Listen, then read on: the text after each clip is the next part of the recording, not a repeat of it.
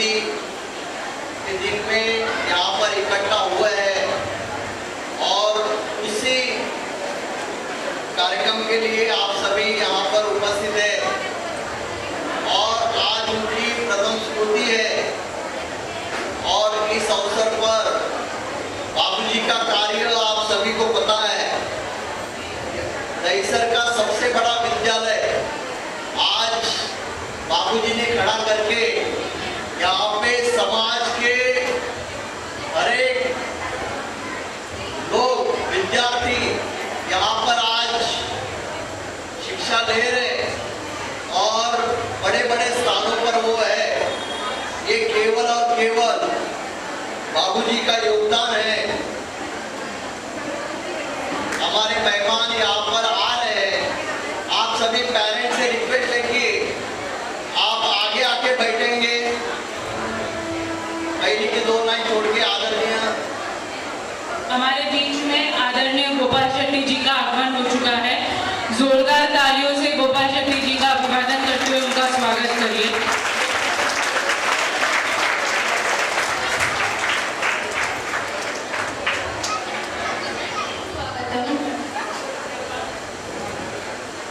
आज 23 अगस्त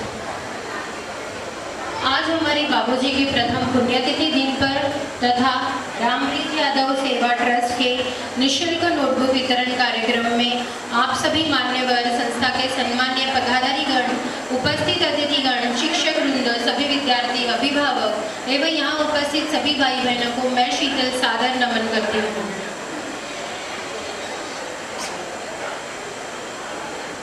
यहाँ उपस्थित सभी मान्यवरों से मैं विनम्र निवेदन करती हूँ कि वे बाबूजी की पावन स्मृति को श्रद्धांजलि अर्पित करने आगे।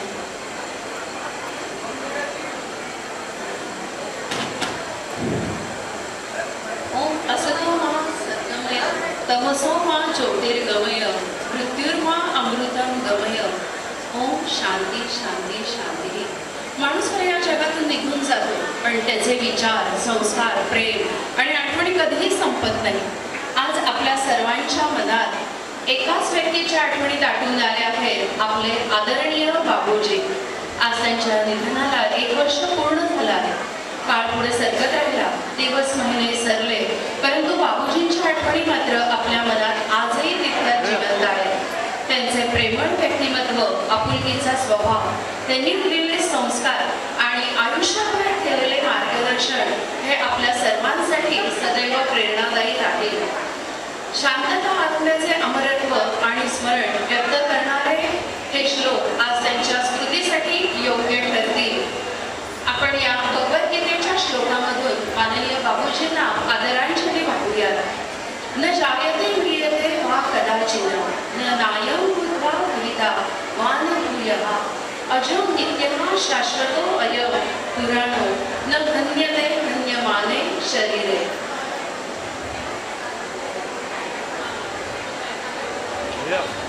आत्म्याच्या अविनाशी स्वरूपासाठी आपण पुढचाही एक श्लोक पाहत आहोत।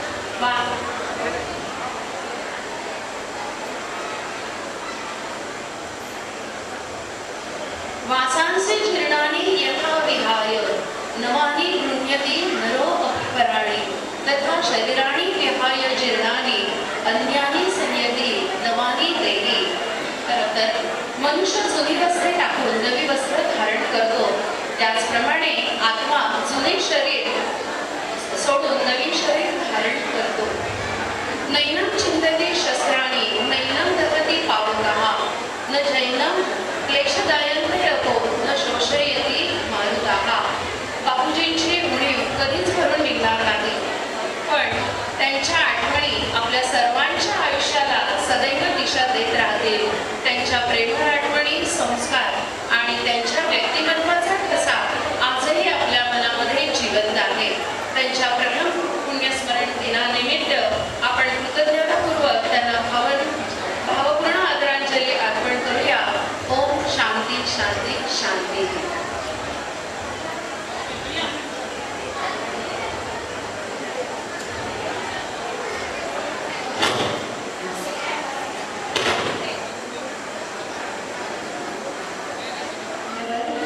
माननीय गोपाल शेट्टी जी, माननीय मोहन मिटावकर जी, प्रतीक यादव जी, कृपया मंच पर विराजमान होने की कृपा करें।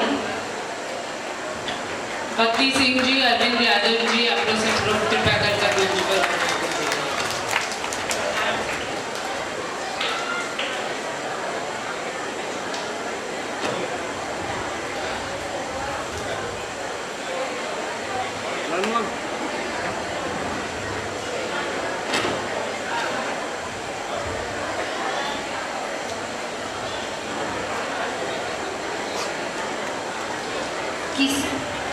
किसी अपने का इस संसार से चले जाना केवल एक व्यक्ति का जाना नहीं होता, बल्कि उनके साथ जुड़ी अनगिनत यादों, विचारों और संस्कार की एक अमूल्य धरोहर हमारे बीच रह जाती है।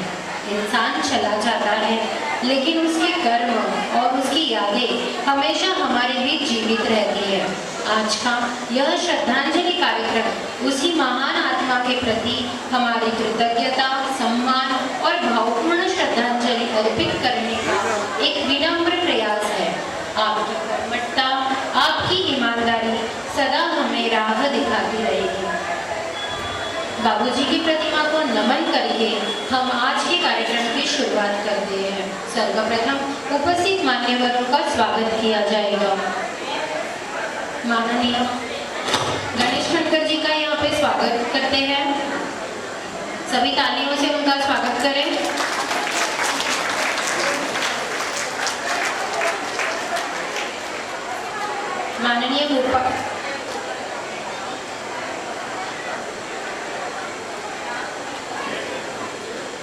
माननीय गोपाल शेट्टी जींचे स्वागत करण्यासाठी मी प्रतीक यादव यांना विनंती करते।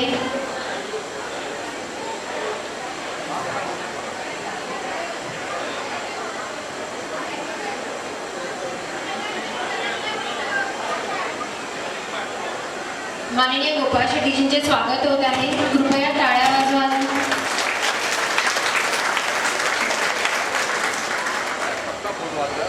टाळ्या वाजत राहिल्या पाहिजे।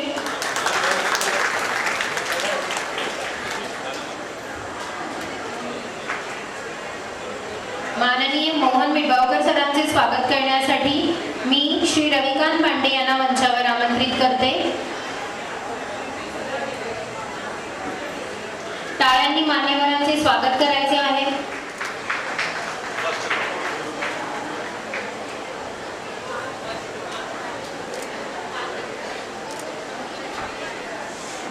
सभी का बहुत बहुत धन्यवाद।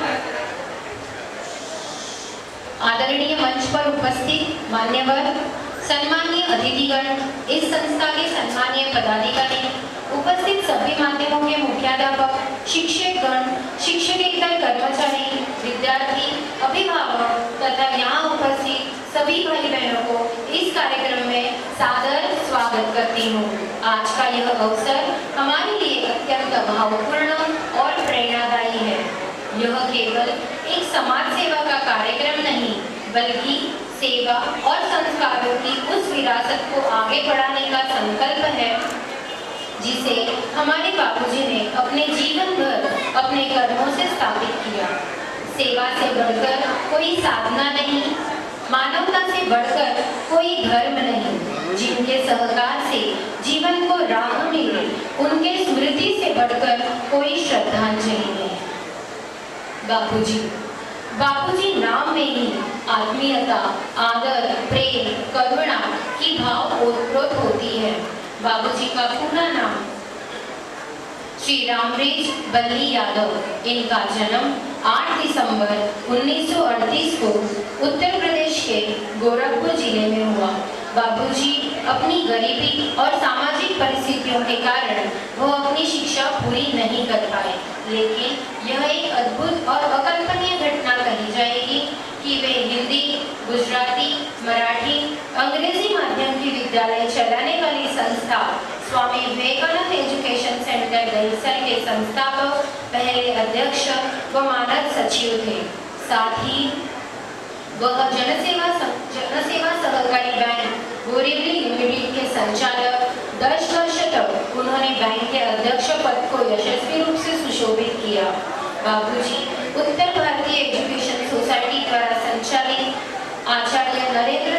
मंदिर बोरिवली पश्चिम के माननीय ट्रस्टी थे। ऐसे अनेक शैक्षणिक संस्थाओं में उनका कार्य उल्लेखनीय है। बापूजी दहिसर के भाटला देवी मंदिर ट्रस्ट के सचिव थे। उनके नेतृत्व में मंदिर का जीर्णोद्धार हुआ। जनसंघ के स्थापना के समय से ही वह राष्ट्रवादी विचारधारा से जुड़े रहे। बीजेपी कार्यकर्ता के रूप में उनका सफर सामान्य से असामान्य की ओर था। यद्यपि बापूजी आज शारीरिक रूप से हमारे बीच नहीं है, लेकिन उनकी विरासत, उनकी शिक्षा और उनकी ईमानदारी हर कार्यकर्ता और उनके संपर्क में आए हुए व्यक्ति के लिए आजीवन मार्गदर्शन करती रहेगी। उनकी जीवन यात्रा सिर्फ एक व्यक्ति की कहानी नहीं है, बल्कि साधारण से असाधारण तक की एक प्रेरणादायक यात्रा है। उनके पूरे जीवन की ओर देखें तो उनका सामाजिक, राजनीतिक, शैक्षणिक, बैंकिंग, औद्योगिक, आध्यात्मिक, पारिवारिक व व्यक्तिगत जीवन पूर्णतः सफल रहा। उनका बहुआयामी व्यक्तित्व और आदर्शमय जीवन सदैव हम सभी के लिए प्रेरणा स्रोत रहेगा। सन 1996 में श्री कृष्ण सेवा समिति के द्वारा उन्होंने समाज उपयोगी गतिविधियां निरंतर की है। बापूजी ने श्री कृष्ण सेवा समिति के माध्यम से हर साल सैकड़ों गरीब बच्चों को कॉपी, किताब, पेंसिल जैसी शिक्षा उपयोगी चीजें देकर उन्हें शिक्षा के लिए प्रेरित करते थे। इसी के साथ इसी संस्था के माध्यम से औरतों को सिलाई मशीन देना, दिव्यांगजनों को व्हीलचेयर देना आदि समाज उपयोगी कार्यों में वह समय समय पर क्रियाशील रहे। आज का यह कार्यक्रम सेवा, संवेदना, स्मृति इन तीनों भावनाओं का सुंदर संगम है। बापूजी ने समाज के जरूरतमंद लोगों की सहायता को केवल अपना कर्तव्य नहीं, बल्कि अपना धर्म माना। उनके लिए सेवा का अर्थ केवल सहायता करना नहीं था, बल्कि हर जरूरतमंद के चेहरे पर मुस्कान लाना और उनके जीवन में आशा की किरण जगाना था। आज हमें गर्व है कि बापूजी द्वारा स्थापित समाज सेवा के इस महान विरासत को श्री प्रतीक यादव जी एवं सुची यादव जी पूर्ण समर्पण, निष्ठा और सेवा भाव के साथ रामब्रिज यादव सेवा ट्रस्ट के माध्यम से आगे बढ़ा रहे हैं। बापूजी के विचारों और आदर्शों को अपने जीवन में उतारकर वे समाज के जरूरतमंद विद्यार्थियों तक शिक्षा की सामग्री तथा अन्य समाज उपयोगी कार्य कर रहे हैं। आज जरूरतमंद विद्यार्थियों को नोटबुक का वितरण इसी सेवा परंपरा का एक सुंदर उदाहरण है। श्री प्रतीक यादव जी एवं सुची यादव जी इसे सेवा मार्ग पर आगे बढ़ते हैं तो ऐसा लगता है मानो बापूजी के सपनों को नई पीढ़ी अपने कर्मों से साकार कर रही है। विरासत केवल संपत्ति की नहीं होती, विरासत केवल संपत्ति की नहीं होती, विरासत तो विचारों और संस्कारों की होती है। बापूजी ने सेवा की जो जोत जलाई थी उसे प्रतीक जी और सुची जी ने समर्पण से आज भी प्रज्वलित रखे हुए हैं और निरंतर रखेंगे। आइए हम सभी बापूजी की प्रथम पुण्यतिथि पर उन्हें सच्ची श्रद्धांजलि अर्पित करते हुए संकल्प ले कि सेवा की यह जोत कभी बुझने नहीं देंगे और समाज के अंतिम व्यक्ति तक सहायता एवं संवेदना पहुंचाने का प्रयास निरंतर करते रहेंगे।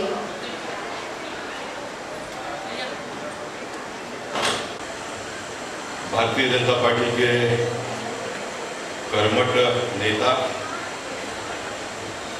और स्वामी विवेकानंद स्कूल के आधार स्तंभ जिनको मैं कहना चाहूँगा, ऐसे रामब्रिज यादव जी बापूजी के नाम से जो जाने जाते हैं, उनके पुण्यतिथि के अवसर पर आयोजित आज के इस कार्यक्रम में हम सबके बीच उपस्थित मुंबई शहर के पूर्व उप महापौर मोहन विभावकर जी, महानगर पालिका में भारतीय जनता पार्टी के नहीं तो पूरे सभागृह के नेता नगर सेवक गणेश खनकर जी, दिनेश यादव, प्रतीक यादव, अरविंद यादव, मंच पर उपस्थित अन्य सभी प्रतिष्ठित मान्यवर, इस कार्यक्रम में हमेशा की तरह समय पर या तो समय से पहले आने वाले सभी नगरजन भाई और बहनों, आप सबकी ओर से और हम सबकी ओर से मैं बाबूजी को स्मरण करते हुए उन्हें नमन करता हूँ और उनके किए हुए काम का उल्लेख शीतल गौरव ने हम सबके सामने किया है और मेरे बाद के सभी नेता उनके बारे में बहुत सारी बातें बताएंगे। आज यहाँ पर मेरे साथ में बहुत लंबे समय से काम करने वाले पॉलिटिकल पार्टी के कार्यकर्ता भी है और रामब्रिज यादव जी दहीसर में क्या थे ये तो हम सबको पता ही था, लेकिन आज पहली बार शीतल पर्व ने जब कहा कि 1938 में उनका उत्तर प्रदेश में जन्म हुआ और बहुत ही गरीबी हालात में उन्होंने काम किया और वहाँ से मुंबई आने के बाद में दहीसर में जब भी जिस वर्ष में भी आए होंगे करुणाशंकर जी और उन दिनों में दहीसर की स्थिति क्या थी उसका वर्णन शायद करुणाशंकर जी भाषण करेंगे तो वो बताएंगे उसमें। और ऐसे गरीबी इलाकों को अपने काम के माध्यम से भारतीय जनता पार्टी के माध्यम से सवारते आज दहीसर मुंबई शहर का प्रारंभ जहाँ से होता है उस स्थान पे हम सब लोग आज एकत्रित यहाँ पर हुए थे। मैं चाहूँगा कि इससे पहले भी वैसे ही काम हो रहा था, लेकिन जो भी काम हम करते हैं उसको और अच्छे तरीके से और बेहतर ढंग से करने के लिए अवसर हमको हमेशा प्राप्त होता है। और शीतल पर्व ने जो रामब्रिज यादव जी का उल्लेख किया, गरीबी के हालात से वो इतने बड़े हो गए, तो स्कूल में भी आने वाले दिनों में गरीब घर से आए हुए बच्चों को बहुत आसानी से, यानी अभी तो आसानी से मिलता ही है, उससे भी आसानी से उनको एडमिशन मिले और उनकी पढ़ाई आगे उसी ढंग से हो, उसका एक मैकेनिज्म मैं प्रतीक को कहूँगा, दिनेश को कहूँगा, ऋषि को कहूँगा, आप सब लोग मिलकर करिए, ये मैं कहने का प्रयास कर रहा हूँ। क्योंकि हम जब कितने भी बुरे हालात से आगे बढ़कर आते हैं तो वर्तमान हालात जो होता है वो हमको बदल देता है। उदाहरण के तौर पे मैं भी गरीब घर से आया हूँ, ये बात और है कि मैं ही तो आप सभी लोग बोलते हैं कि गोपाल भाई अभी भी वैसे ही है। मैं वैसा इसलिए हूँ कि मैं हर रोज इस प्रकार के केस को हैंडल करता हूँ। मेरे पास जितने भी आते हैं उसमें 10 में से 8 तो गरीब और मध्यम परिवार के लोग ही आते हैं। मैं बात इसलिए भी कर रहा हूँ कि आज इतवार होते हुए भी मैं आज सवेरे ऑफिस में जाकर आया। उसका कारण ये है कि आज से 10 दिन पहले बोरीवली रेलवे स्टेशन पर दिनेश झाला जो नाम का कार्यकर्ता इन दिनों में हमारे साथ में जुड़ा है, मुझे लगता है अरविंद यादव भी उस दिन थे बोरीवली रेलवे स्टेशन के कार्यकर्ता, तो उसने एक मेडिकल कैंप का आयोजन किया, हर साल करते हैं। और उसने संकल्प ये लिया कि 17 सितंबर को गए साल में वो कार्यक्रम उन्होंने स्टार्ट किया। 17 सितंबर को हमारे देश के प्रधानमंत्री नरेंद्र मोदी जी का जन्म दिवस के अवसर पर वो कार्यक्रम हुआ और करुणाशंकर जी उसने संकल्प ये लिया कि मैं हर 17 तारीख को हर महीने का कार्यक्रम करूँगा और हर महीने 17 सितंबर को बोरीवली रेलवे स्टेशन पर कार्यक्रम करता है। और मैं हमेशा कहता हूँ कि हम जो भी करते हैं वो हिंदी फिल्म का एक गाना है, गीत है, जिंदगी एक नाटक है, हम नाटक में काम करते हैं। ये बात मुझे बहुत सही लगता है कि जिंदगी एक नाटक है, हम नाटक में काम करते हैं और हमारा प्रोड्यूसर डायरेक्टर ऊपर है, वो हर आदमी को कोई ना कोई काम देता है। ये मैं इसलिए कह रहा हूँ, मैं हमेशा कार्यकर्ताओं को कहता भी और बहुत सारे कार्यकर्ताओं को ये मालूम भी है, नगर जनों को भी मालूम है। मैं भाषण भी करता हूँ, मैं सामने देखता भी हूँ कि मेरे भाषण को कौन सुनता है और किस तरह से वो ले रहा है। वो भी मुझे पता चलता है कि इतने सालों से डॉक्टरी किया है, सर्टिफिकेट नहीं है मेरे पास, लेकिन मैंने डॉक्टरी किया है।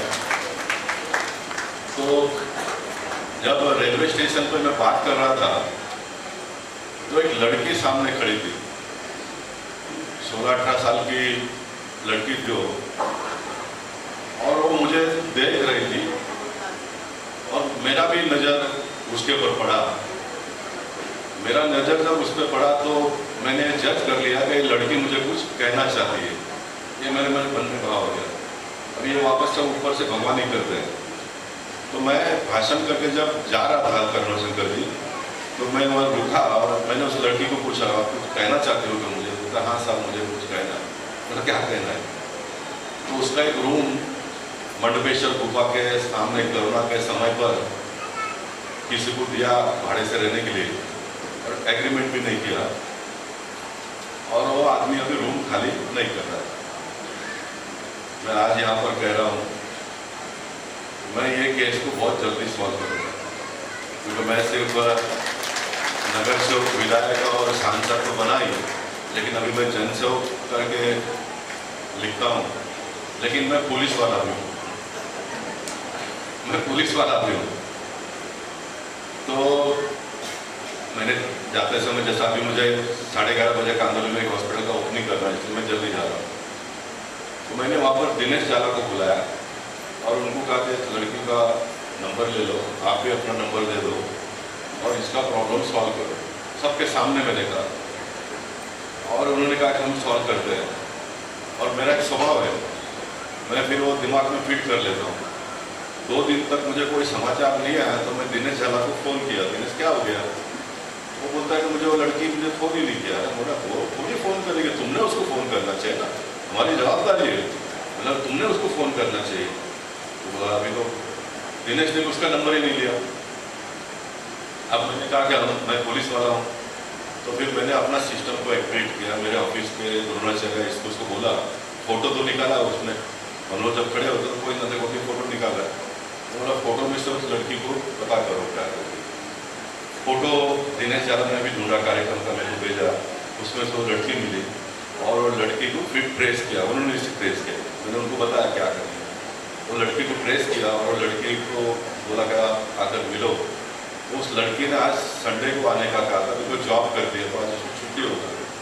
तो मैं ऑफिस में गया था, मैं तो भूल ही गया था किसको बुलाया। तो मेरे आज ऑफिस में जाना है और मैंने किसी को बुलाया है, इतना मुझे याद था।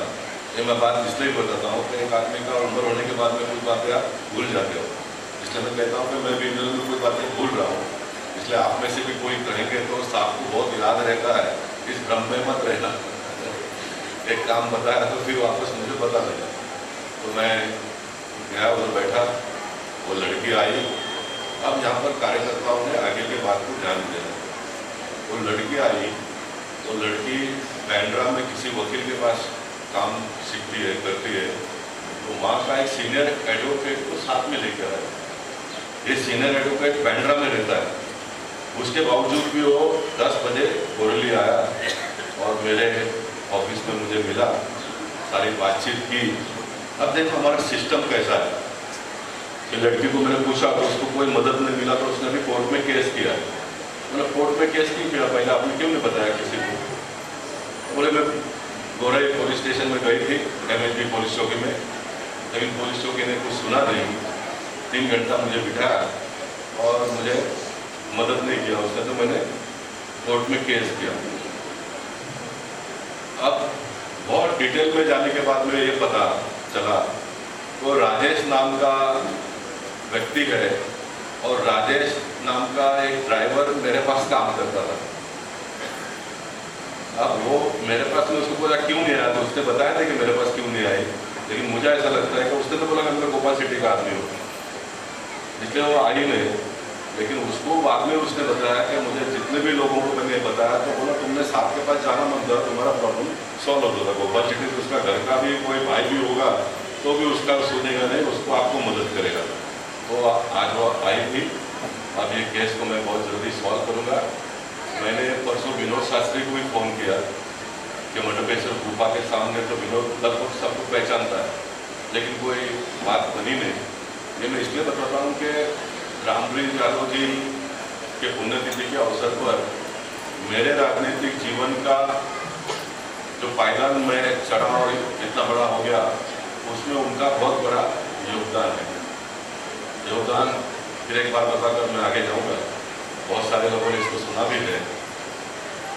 1987-88 के दरमियान जो परसों किसी ने वीडियो देखा होगा, इंदिरा नगर का डिमोलिशन में रोका, अम्बेडकर नगर का पोइसर का, वो बस्ती आग लग गई थी और सब झोपड़े जल गए थे। राम नाईक जी विधायक थे, करुणा शंकर जी भी आए थे, इन्होंने सारा दहिसर से फंड कलेक्ट करके, जयप्रकाश मिश्रा जी, सारे लोगों ने, और यादव जी की प्रमुख भूमिका उसमें थी। यादव जी की प्रमुख भूमिका होने का एक कारण ये भी है कि जेपी मिश्रा भी रामबाबू के भक्त है, करुणा शंकर भी रामबाबू के भक्त है, लेकिन रामप्रीत यादव जी महाभक्त थे रामबाबू के। इसलिए वो दहिसर में होने के बावजूद भी वो झोपड़पट्टी को बचाने के लिए आए। पूरा आग लगा था तो फंड इकट्ठा करके हम लोगों ने उन दिनों में सारी बस्ती को खड़ा करने का काम किया, सारा बस्ती को खड़ा करने का काम किया। उसमें से मेरा रामप्रीत यादव जी का नज़दीकी हुआ। फिर मैं जिस बस्ती में रहता था उस बस्ती का विद्युतीकरण करने का काम रामप्रीत यादव जी ने किया, और उन दिन से मेरा उनके साथ में नाता जुड़ा हुआ है और ये कारवा यहाँ तक चला है। इसलिए मैं रामप्रीत यादव जी को पूरा स्मरण करते हुए, मैंने एक बात पहले भी बताया था, सिग्नल बहुत अच्छा संचालन करती है, उसको करने दो। सूची को मैंने कहा था कि तुम लोग के परिवार में से भी कोई ना कोई आदमी ये काम करना चाहिए। 2-5 मिनट तुमने बोलना चाहिए, 2-5 मिनट प्रतीक ने बोलना चाहिए। समारोह का आभार प्रदर्शन दिनेश यादव जी से कराओ, किससे भी कराओ, थोड़ा एक्टिव हो जाओ। ये बात भी मैं जानता हूँ कि गोपाल शेट्टी जो आएंगे तो वो कुछ ना कुछ बोलेंगे, टोकेंगे, इसलिए भी नहीं बोलते हो, तो ऐसा दिमाग में से निकाल दो। मुफ्त में कोई मार्गदर्शन करता है, टोकता है, तो अच्छा मान लेगा अपने को, है ना।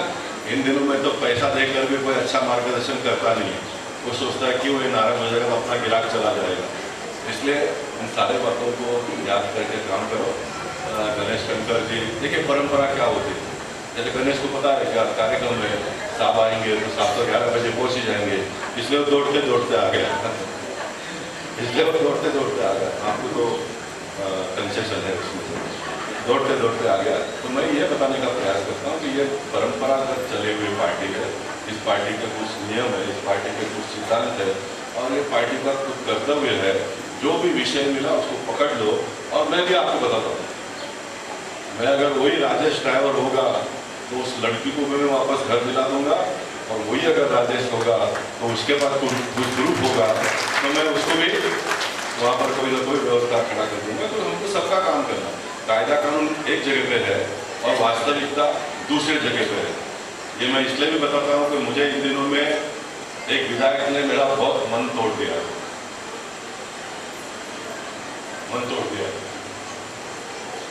वो जो परसों डिमोलिशन हुआ, जिस बस्ती में मैं पैदा हुआ बड़ा हुआ, वो बस्ती को टूट रहा था, तो मैं जाकर वहाँ पर खड़ा हुआ।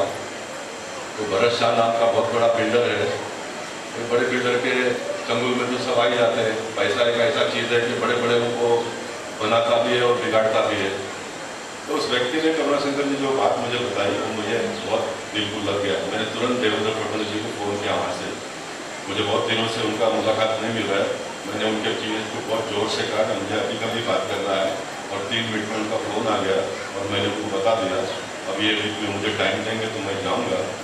उसने मुझे ये कहा कि SRE ने भी नोटिस दे दिया, ये भी हो गया, वो भी हो गया, वो कोर्ट में गए, उनको स्टे भी नहीं मिला। ये सारी बातें उन्होंने बताया।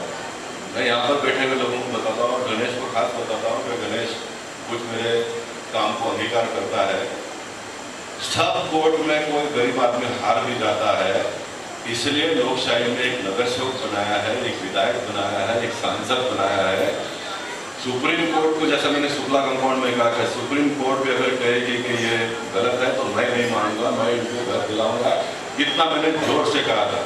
उस व्यक्ति ने मुझे कहा कि सब कोर्ट में ना बोल जाए तो उसके ऊपर MRTP लेना चाहिए, झोपड़े वाले के ऊपर उसके ऊपर MRTP लेना चाहिए। MRTP यानी आप सबकी जानकारी के लिए उसको पकड़ के जेल में डाल देना चाहिए, उसका घर तो तोड़ना ही है। लेकिन उसको जेल में भी डालना चाहिए। तो मैं उनको भी मेरी आवाज़ जो भी पहुँचाना हो पहुँचा सकते हो, और यहाँ पर बैठे हुए लोगों को भी बता सकता हूँ, आपने जिस गोपाल शेट्टी को बनाया, आपने उस गोपाल शेट्टी ने हाईकोर्ट ने ना बोलने के बाद में भी शुक्ला कंपाउंड के लोगों को न्याय दिया। इस गोपाल शेट्टी ने फॉरेस्ट के लोगों को तोड़ने के लिए जब 500 पुलिस दहशत में केरकीपाड़ा में आई थी, तब इस गोपाल शेट्टी ने हाई कोर्ट सुप्रीम कोर्ट ने ना बोलने के बाद में भी उस बस्ती को बचाने का काम ये गोपाल शेट्टी ने किया है। ये गोपाल शेट्टी ने वेलिंगटन सोसाइटी में जज ने बोल दिया इनको घर से बाहर निकाल दो, उसके बावजूद भी मैं वहां पर जाकर उनको तो घर से बाहर निकलने नहीं दिया, लेकिन पूरे मुंबई शहर के लोगों को ऑक्यूपेशन सर्टिफिकेट का प्रस्ताव इन्होंने पास किया। ये कोर्ट ने ना बोलने के बाद में मैंने किया। ये गोपाल शेट्टी ने नेशनल पार्क के सामने का आनंद दुबे वगैरह परिवार के लोगों को हाई कोर्ट सुप्रीम कोर्ट ने ना कहने के बाद में भी उनको अभी तक रोक के रखने का काम ये गोपाल शेट्टी ने किया है।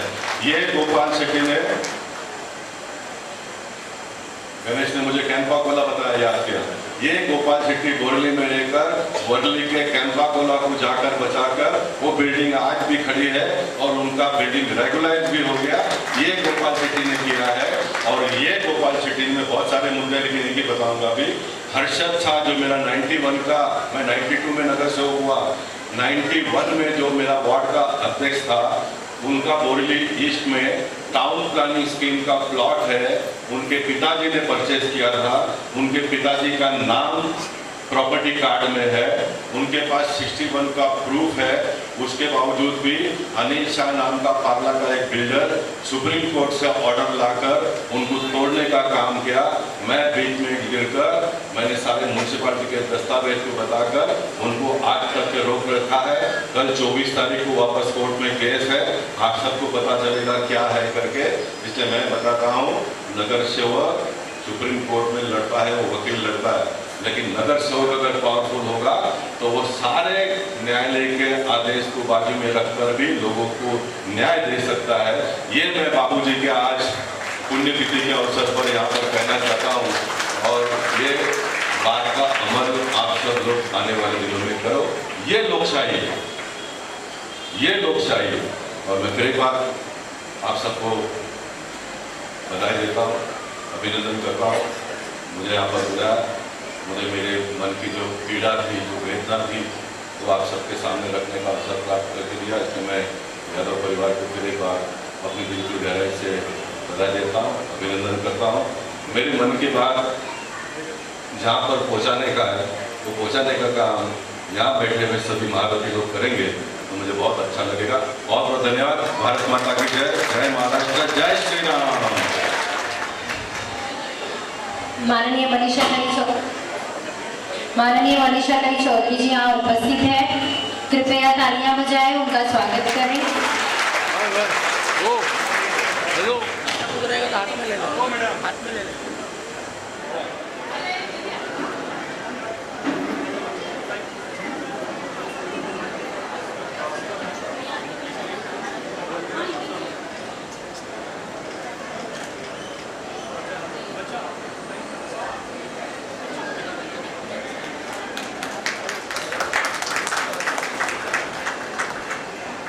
नोटबुक वितरण किया जा रहा है।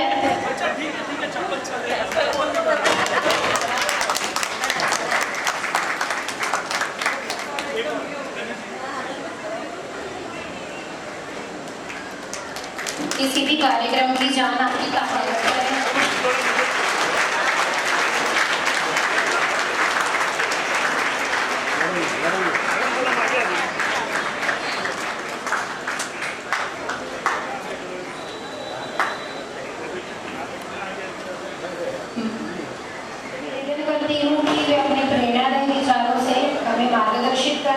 और बाबूजी की स्मृतियों में अपने शब्दों के माध्यम से नमन करें। इस कार्यक्रम के कारण हमसे दूसरे कार्यक्रम की ओर सभी जिन्होंने इस कार्यक्रम का आयोजन किया, प्रतीक यादव, सुची यादव, आप सबके वरिष्ठ मार्गदर्शक और हमारे वरिष्ठ नेता आदरणीय श्री करुणाशंकर ओझा जी, साथ में मंच पर विराजमान सभी मान्यवर, सामने बैठे हुए भाई और बहन, आदरणीय गोपाल शेट्टी जी ने बहुत सारी बातें कही है और आज हम बाबूजी को याद भी करें इस कार्यक्रम के निमित्त से।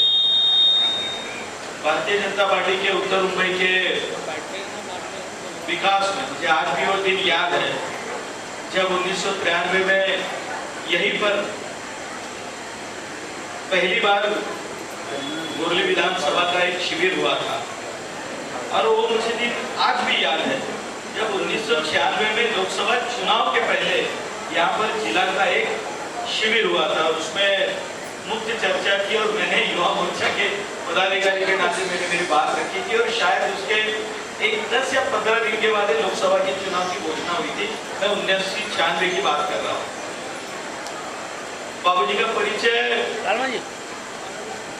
जब हुआ उसके बाद में लगातार परिचय के बाद जब आज बाबूजी हम में नहीं है तो व्यक्ति के रहते कभी कभी हम उस बात को एहसास नहीं करा पाते कि व्यक्ति के होने से कितना फायदा होता है। व्यक्ति न होने के बाद फिर हम एहसास करते हैं कि शायद आज ये होते तो ये होता, वो होता, ये नहीं होता। ये स्वाभाविक है, ये सृष्टि का नियम है। लेकिन उससे भी आगे जाकर मैं इस बात को कहूंगा, बहुत बड़ा परिवार बाबूजी अपने पीछे छोड़कर चले गए और सभी को अपनी अपनी विरासत में कुछ ना कुछ मिला है। तो विरासत मैं विचारों की दृष्टि से कहता हूँ, कार्य की दृष्टि से कहता हूँ। और मैं ये चाहता हूँ एक बड़े परिवार के नाते हर किसी ने अपना योगदान देते समय बाबूजी ये काम करते थे, बाबूजी वो चाहते थे, ये काम मैं करूंगा, परिवार का सदस्य ये काम करेगा। ये खरे रूप से बाबूजी को श्रद्धांजलि होती है। जब व्यक्ति रहते अपने कामों से अनेक, मुझे आज भी वो दिन याद है जब मेरा झुमका वाकर बनने का काम शुरू था और मुझे पहला लोन जो मिला वो जनसेवा बैंक में दिया। 30,000 रुपए उस समय लिमिट थी लोन की और महेश राव तहसील के ब्रांच मैनेजर थे और कहने में कोई हर्ज नहीं है। रामभाऊ ने बाबूजी से कहा था कि ये जो भी कहे इसको मदद दे देना। और एक दिन उद्घाटन का समय जब आया तो रामभाऊ ने बाबूजी से पूछा कि यानी कि आपने मुझे एक भी बार फोन नहीं किया, उद्घाटन की तारीख आ गई, सब ठीक चल रहा है ना। लेकिन उसके बीच में ना मैंने कभी बाबूजी को फोन किया था, लेकिन हर 2 दिन के बाद में क्या चाहिए, क्या भेजना चाहिए, कहाँ अटके हो। मेरा पानी का काम बाबूजी ने किया, इलेक्ट्रिसिटी का काम तो कमलेश ने करा के दिया था। लेकिन जब मैं उसे याद करता हूँ, वो कहते हैं ना संक्रमण का समय था, मैं आज जो भी हूँ, लेकिन मैं जब उस बात को याद करता हूँ 1998 को, जब हमारे कई शुरुआत की समय थे 28 साल पहले, तब उस समय उन्होंने जो मदद की थी वो मुझे आज भी याद आती है। समय समय पर मार्गदर्शन करते रहे। इसलिए मैंने कहा कि व्यक्ति के रहते उस बात का एहसास नहीं हो पाता। व्यक्ति के काम करने की पद्धति अलग अलग हो सकती है, इसमें मतभेद भी होता है, लेकिन उस व्यक्ति ने जिस कार्य को खड़ा किया है उसको आगे लेकर जाना उनके साथ में रहने वाले कार्यकर्ता और उनके परिवार की बड़ी जिम्मेदारी होती है। और बाबूजी ने कोई एक काम नहीं किया, अनेकों काम किए होते।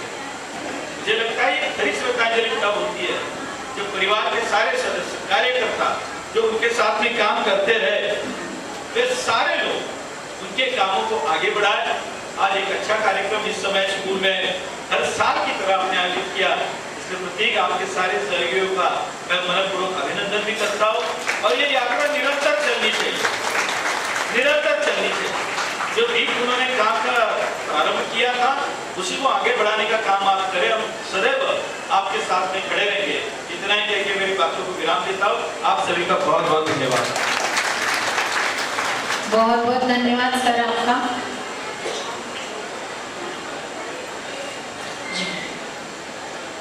माननीय मोहन बिडवाकर सर से अपने शब्द कमलों को बाबूजी के चरणों में अर्पित करने की विनती करूंगी।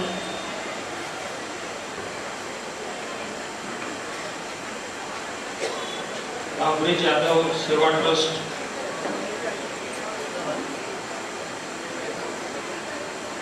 के अध्यक्ष प्रतीक यादव जी, एडवोकेट सुशील यादव जी, आपल्या दहिसरच्या माननीय आमदार निशाताई चौधरी, करुणाशंकर ओझाजी, भारतीय जनता पार्टीचे महापालिकेतील गटनेते माझे मित्र गणेश खंडकरजी,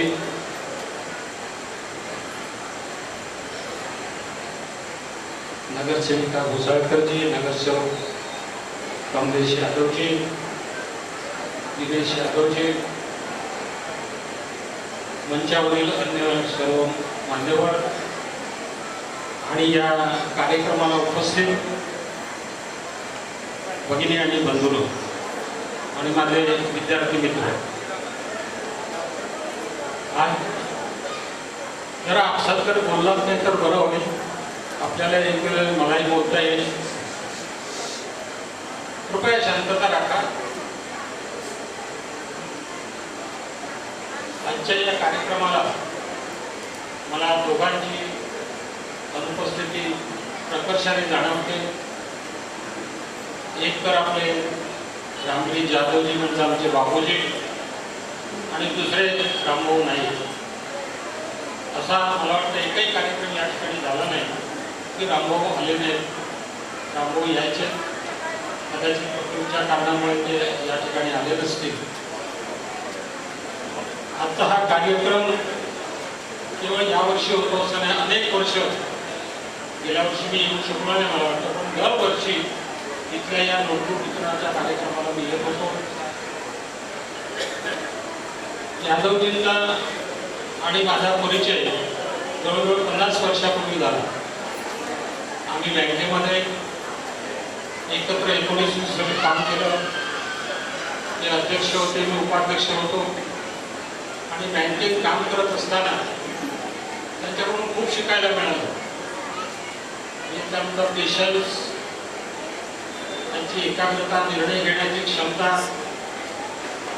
मी बँकेचे मिनिट्स लिहायचा आणि यादवजींना वाचून दाखवायचा.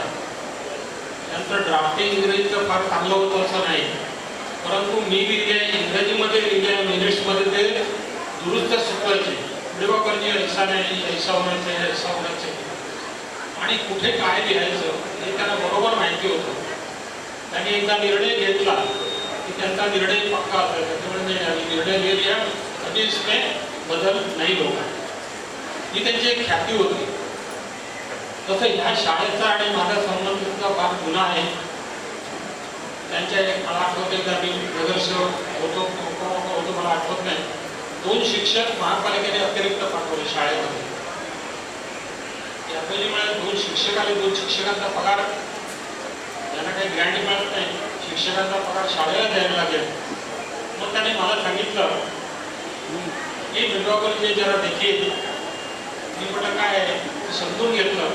आणि त्यावेळी डेप्युटी उपशिक्षणाधिकारी तडवी म्हणून होते, त्यांना फोन केला.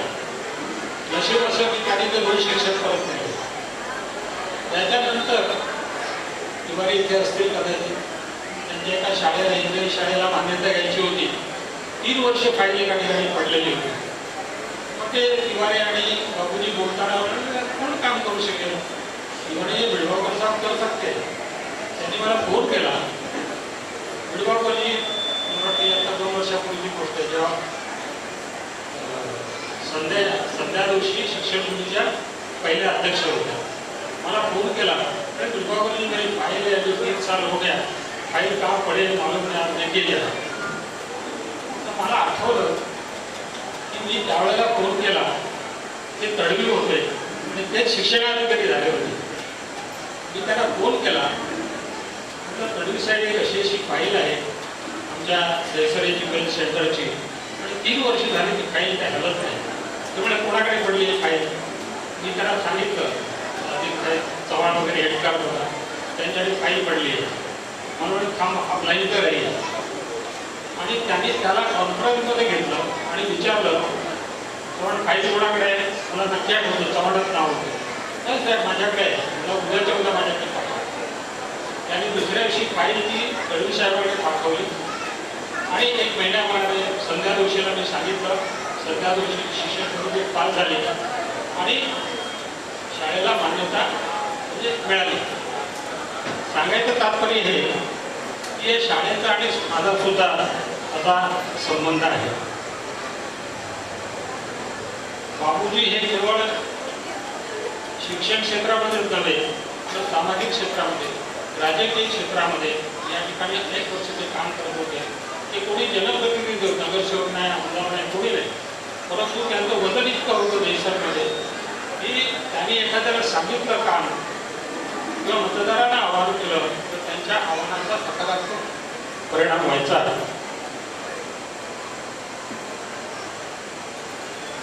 आज या ठिकाणी नोटबुक वितरणचा कार्यक्रम आहे. आपण मुलांना वह्या देतोय, या वह्या त्यांना वर्षभर पुरणार असं नाही, परंतु हे शिक्षण क्षेत्रामध्ये ही मुलं जेव्हा पदार्पण करतात तेव्हा त्यांना ते इन्सेंटिव्ह काहीतरी त्यांना आपल्या शाळेमध्ये शिकण्यासाठी मदत व्हावी अशा प्रकारे हे काम बाबूजी करतात. आणि बाबूजीची परंपरा त्यांच्या परिवाराने पुढे चालू ठेवली यासाठी म्हणजे गोपाळबाईंनी त्यांना धन्यवाद दिले, मी धन्यवाद देतो, गणेश गणकर यांनी सांगितलं. अशा प्रकारची आपल्या वाडवडिलांची परंपरा, नेत्यांची परंपरा, मोठ्यांची परंपरा ही जेव्हा आपण चालू ठेवतो तेव्हा आपल्यावर फार मोठं समाजकार्य होतं. आणि मला असं वाटतं की बाबूजींच्या परिवाराने एक अतिशय चांगली एक परंपरा चालू ठेवलेली आहे. माझ्या त्यांना मनापासून शुभेच्छा आहे. आणि मला असं वाटतं बाबूजी जरी नसले तर अशा प्रकारे बाबूजींनी केलेलं चांगलं काम हे आपण पुढे चालू ठेवलं हीच त्यांना खरी आदरांजली आहे असं मला वाटतं. या ठिकाणी आलो, मला आपण माझं मनोगत व्यक्त करायची संधी दिली त्याबद्दल मी आपल्याला धन्यवाद देतो. जय हिंद, जय भारत. खूप खूप धन्यवाद सर. माननीय करुणाशंकर ओझा सरांना मी शब्दसुमने आमच्या समोर प्रस्तुत करण्याचा विनंती करते.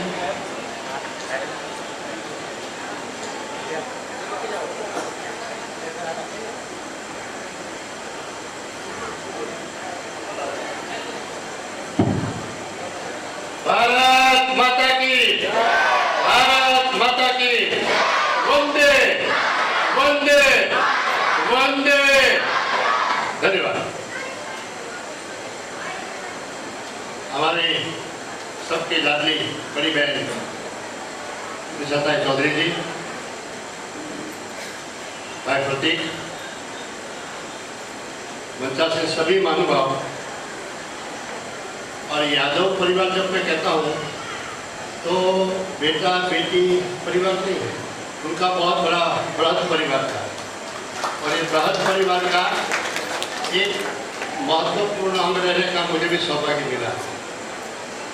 सभी ने अपने संस्करण बताए, मैं भी बहुत बता सकता हूँ, एक बुक पूरी लिख सकता हूँ, लिखूंगा कभी. मगर हम छोटे बड़े भाई के जैसे जिए, 71 से लेकर के अंत तक उनके दिल में मेरा नाम था, मेरे दिल में उनका नाम था. हम दोनों ने मिलकर के बहुत से काम किए, जैसे गोपाल जी ने अभी उल्लेख किया. पूरा एक आज से तो हिमालय, यहाँ जंगल विस्तार, यहाँ समुद्र, वहाँ पे बोरीवली का विस्तार और यहाँ पे जगटा का इतना बड़ा विस्तार था. और सब जगह भागते दौड़ते थे, उनके पीछे प्रेरणा उनके रहती है. और झोपड़पट्टी हो या तो गुंडागिरी दादागिरी के सामने भीड़ ना हो, हमारे मिश्रा जी अग्रसर रहते थे. एक बार तेजस्वी ऐसा हुआ कि तब हम शिवसेना के साथ में नहीं थे और बारिश आया था, बहुत पूर आया था, तो हम सामग्री बांटने के लिए गए तो वहाँ लोग कुछ नहीं रुचा. लोग आए, मारामारी करी, मुझे भी लगा था ठंडा. 8 दिन घर में था मैं, मगर मिश्रा जी ने इस प्रकार से उनको धोया कि वो आमरे नाम का आदमी तब से वह दिखता ही नहीं है. तो ये काम करने की हम लोग की पद्धति थी. हम किसी से डरते नहीं थे, किसी से डराते, किसी को डराते नहीं थे, मगर साथ में मिलकर के सामाजिक, शैक्षणिक और राजनीतिक क्षेत्र में काम इसलिए करते थे कि हमने सेवा पर सर्वोच्च धर्म माना था. और राजनीति हम लोगों के लिए कोई पद प्राप्ति के लिए नहीं थी, कोई प्रतिष्ठा प्राप्ति के लिए नहीं थी. हमारे लिए एक सेवा का माध्यम, प्रबल माध्यम था, उसके लिए हम जुड़े हुए थे. जैसे मैंने बताया उस समय था बच्चे सब छोटे छोटे थे और शायद उसका जन्म भी नहीं हुआ था, उस समय की बात है। उनको झटका आया था, नीलकमल में कहा रहते थे कमल, नीलकमल में। तो तभी मेरा सौभाग्य रहा मुझे लोग डॉक्टर के पास में जाना करना, और डॉक्टर भी बड़े से बड़ा डॉक्टर थक गया था कि ये वैद्य मिल गया हमारे गांव का, और उन्होंने जो उनको यादव जी को धोया था मुझे याद है, तुमने ये किया है, तुमने ये किया है, तुमने ये किया है, अब सब छोड़, नारी पकड़ करके बताया था तो सुबह वैद्य, और एक सिंपल सादा बताया था और सब ठीक हो गए। माने इस प्रकार से हम एक परछाई की तरह एक दूसरे के पर्याय के रूप में रहे हैं। जो भी काम किया से लेने का कभी हम लोगों ने प्रयास नहीं किया। माने हमारे मूर्ख के नाते, बड़े भाई के नाते जो भी काम हम लोग सब करते थे उनका श्रेय यादव जी को जाता, क्योंकि वो हमारे सबके प्रेरणा पुत्र है। मगर उन्होंने जो किया है वो अद्वितीय है, अद्भुत है। उन्होंने किया ऐसा करना, प्रयास करना, वही उनको सच्ची श्रद्धांजलि है। और एक सीमित दायरे में बांधने का प्रयास नहीं करना चाहिए यादव जी को, क्योंकि उनके कार्यकाल में उन्होंने श्री कृष्ण सेवा समिति में उल्लेख इसलिए कर रहा हूँ, मुरलीधर उनके इष्ट और आराध्य थे। उनका मंदिर बनाया तब भी, उसका जब समारंभ किया तब भी, प्राण प्रतिष्ठा किया तब भी, उसके बाद में भागवत सप्ताह किया था। सभी माने बहुत सी माने स्मृतियाँ मेरे दिमाग में उभर रही है। मगर श्री कृष्ण सेवा समिति के नाम से प्रारंभ हुआ ये आया, आज इस मुकाम पे है। मैं शुभेच्छा देता हूँ कि सालों साल हम समाज की सेवा करते रहे, साथ में मिलकर के ओम सहनावतु सहनौ भुनक्तु सह वीर्यं करवावहै तेजस्विनावधीतमस्तु मा विद्विषावहै। ओम शांति शांति शांति। समाज में तभी शांति होगी जब हम सहयोग से काम करेंगे, साथ में मिलकर काम करेंगे और आपस में द्वेष नहीं होगा, तब जाकर के वो विश्व शांति को और पूरे विश्व को कुछ दे पाएंगे। और ऐसा देने का प्रयास, अल्प प्रयास यहाँ से शुरू होता है, छोटी सेवा से शुरू होता है और वहाँ से बढ़कर के विश्व बंधुत्व तक की बात जाती है। फिर से एक बार पूरे परिवार को मैं दिल से बहुत बहुत धन्यवाद देता हूँ।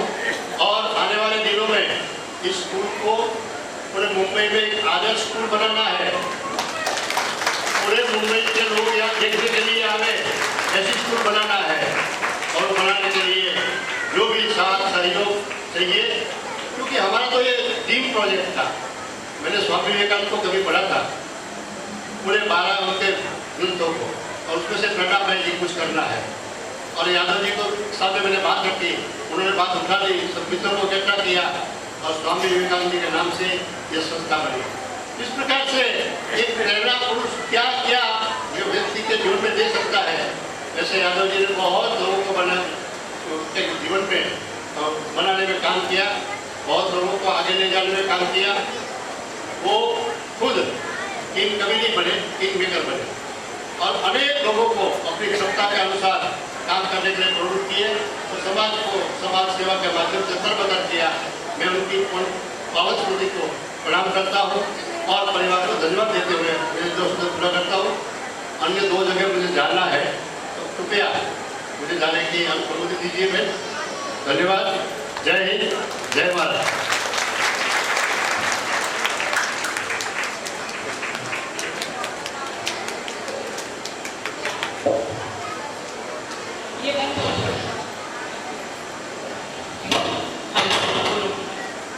हेलो, बहुत बहुत धन्यवाद सर।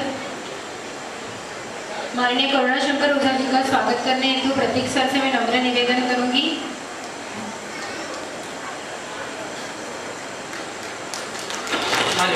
तालियां बजती रहनी चाहिए।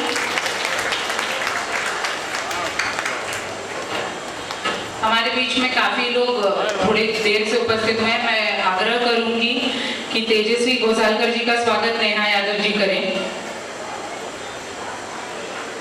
नगर सेविका वार्ड क्रमांक 2। कमलेश यादव जी का मैं निवेदन करूंगी अल्पेश जोशी से कि वो कमलेश यादव जी का स्वागत करें। अंचिता मनीषा दीदी का स्वागत करूं।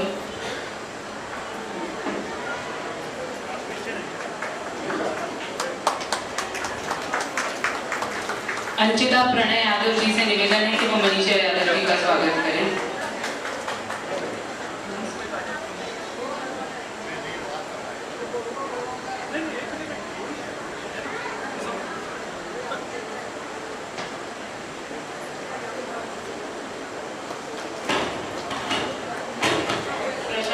प्रशांत से निवेदन है कि वो राजू बंसल जी का स्वागत करें। हमारे स्कूल के मैनेजिंग कमेटी के मेंबर्स ट्रेजरर राजू बंसल जी, प्रशांत सिंह से कहूंगी कि प्लीज करें।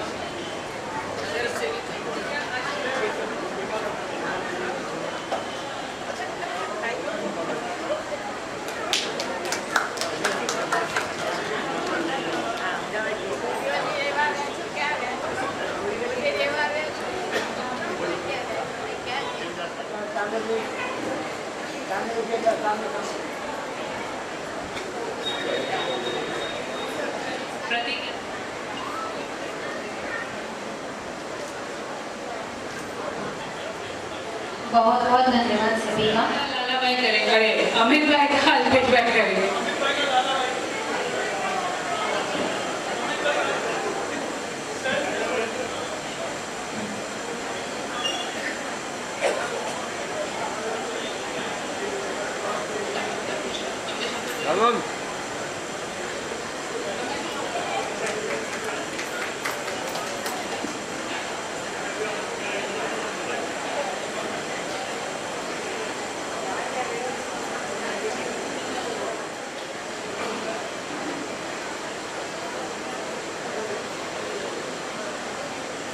और अब उनका गौरव करते हैं जिनके कारण यह कार्यक्रम सफल हुआ। मंच की शोभा तो मेहमानों से बढ़ती है, पर कार्यक्रम की सफलता कार्यकर्ताओं की मेहनत से मिलती है, जिन्होंने अपना समय, श्रम और समर्पण लगाया। उन सभी कर्मठ कार्यकर्ताओं को हृदय से नमन करते हैं। सर्वप्रथम भक्ति सिंह जी ने इस ट्रस्ट के प्रत्येक कार्य में हमेशा अपना भरपूर सहयोग दिया है। वे हर समय सहायता के लिए तत्पर रहे और हर पल उपलब्ध रहकर इस कार्य को सफल बनाने में महत्वपूर्ण भूमिका निभाते रहे हैं। उनके निरंतर सहयोग, समर्पण और सेवा भाव के लिए हम हृदय से उनका आभार व्यक्त करते हैं।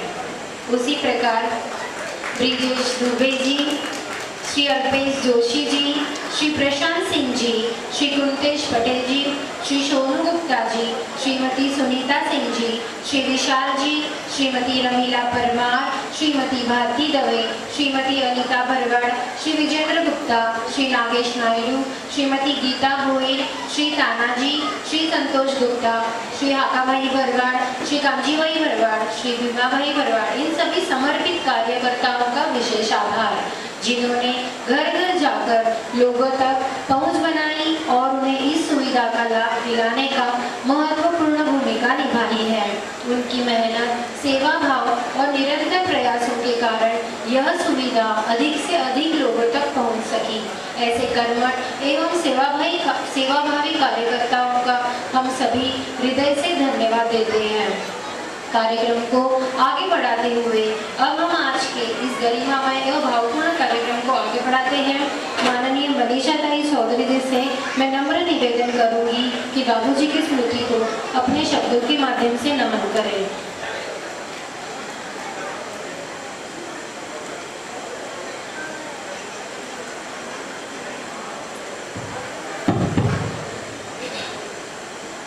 आदरणीय बाबूजी के प्रथम स्मृति दिन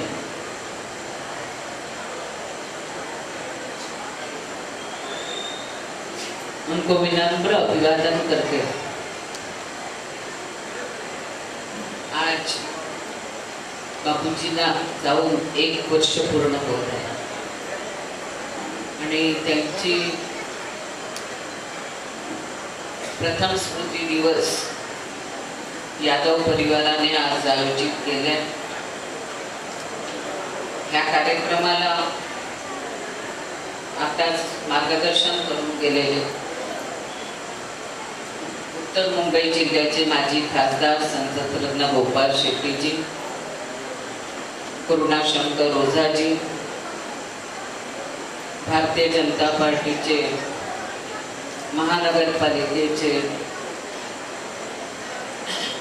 सभागृह नेते गणेश खंडकर, त्याचप्रमाणे कमलेश यादव नगरसेवक, नील सोमय्या, प्रतीक यादव, दिनेश यादव, आपले माजी उपमहापौर मोहन मिटबाळकर, तेजस्विनी घोसाळकर, अरविंद यादव, जगदीश ओझा, अलका कानाबार, त्याचप्रमाणे नगरसेविका मनीषा यादव, समस्त यादव परिवार, उपस्थित पालकवर्ग व बापूजींवर प्रेम करणारे सर्व बंधू आणि भगिनी, 1 वर्ष झालं बापूजी जाऊन, पण कामाने आणि बाबूजीने केलेली सेवा याच्यामुळे बाबूजींवर प्रेम करणारे सर्वने 1 वर्ष गेलं बापूजी नाही, पण त्यांच्या आठवणी ह्या सर्वांच्या हृदयामध्ये होते. श्रीकृष्ण सेवा ट्रस्टच्या माध्यमातून ह्याच ठिकाणी दरवर्षी वह्या वाटपाचा कार्यक्रम होत असे आणि बाबूजींना भाषण करत असताना संपूर्ण शाळेचा उल्लेख, शाळेचा रिझल्ट कसा लागला, शिक्षकांचा विद्यार्थ्यांवर असलेलं प्रेम आणि शाळेत प्रथम आलेल्यांचा सत्कार असेल आणि संस्थेसाठी झटणारे.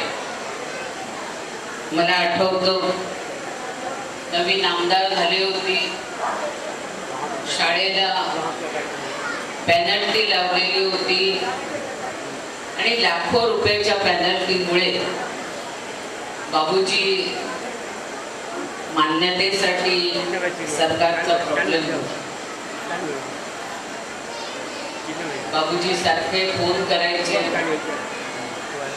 आणि जेव्हा काम करून दिल्यानंतर ह्या शाळेला संस्थेला पुढे नेण्यासाठी बापूजींचे अथक प्रयत्न असतात. साधा रस्त्यावरती शाळेच्या बाजूला कचरा पडलेला असेल किंवा ट्रॅफिकची अडचण असेल, बापूजींचं लक्ष बारीक असायचं.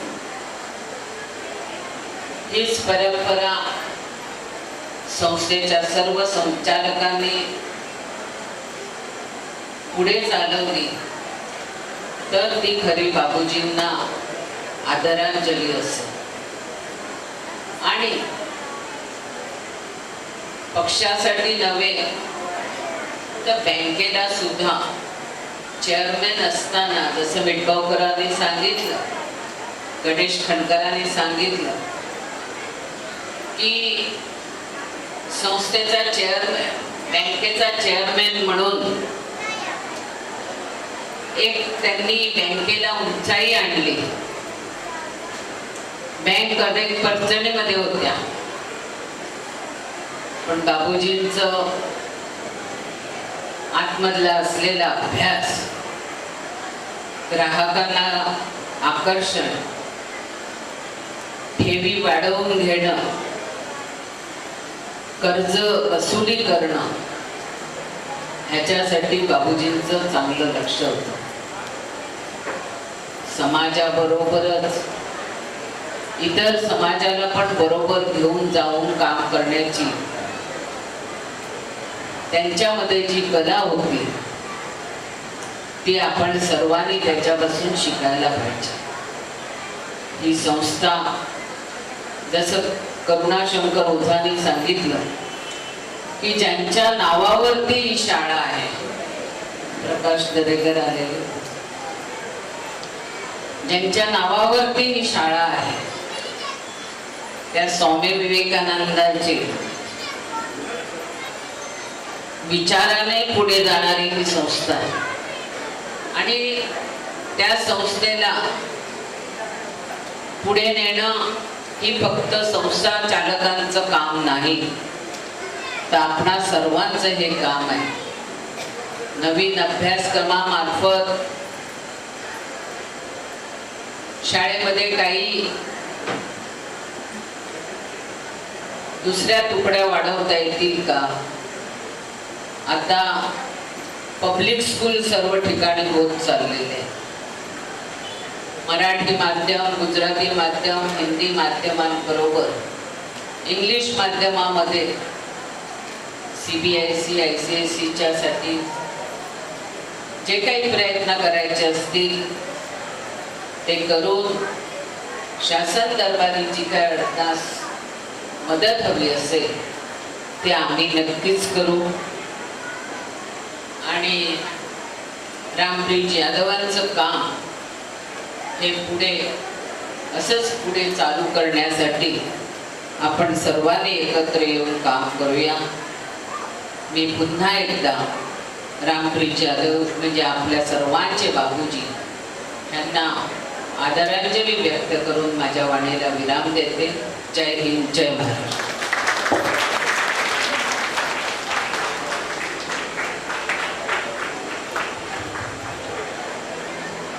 खूप खूप धन्यवाद मॅडम.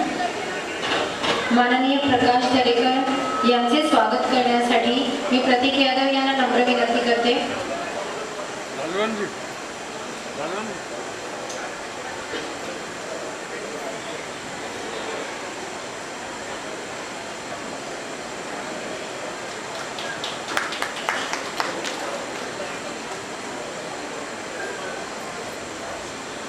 माननीय नील सौमय्या सरांचे स्वागत करण्यासाठी मी प्रतीक यादव यांना नम्र निवेदन करते.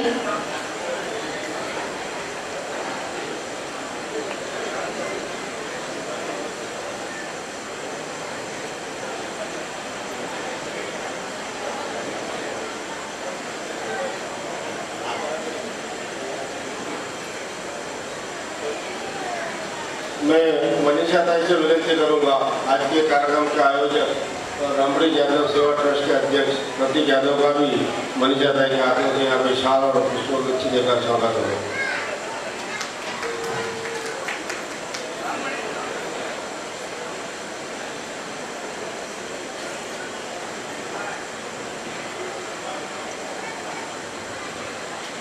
तालियां बजती रहनी चाहिए.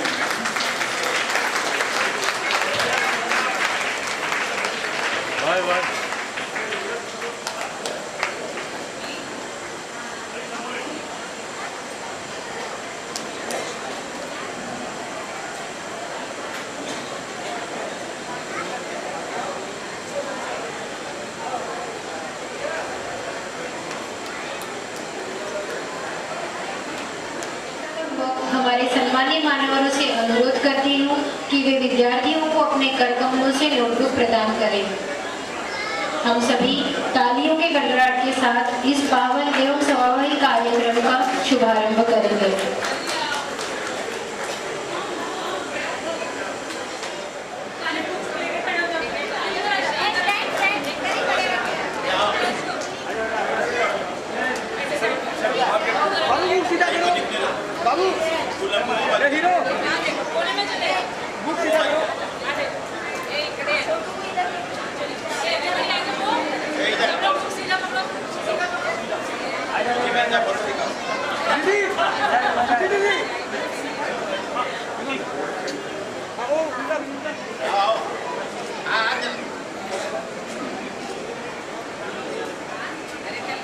आओ दोनों भी आओ, चलो इधर खड़ा रहो.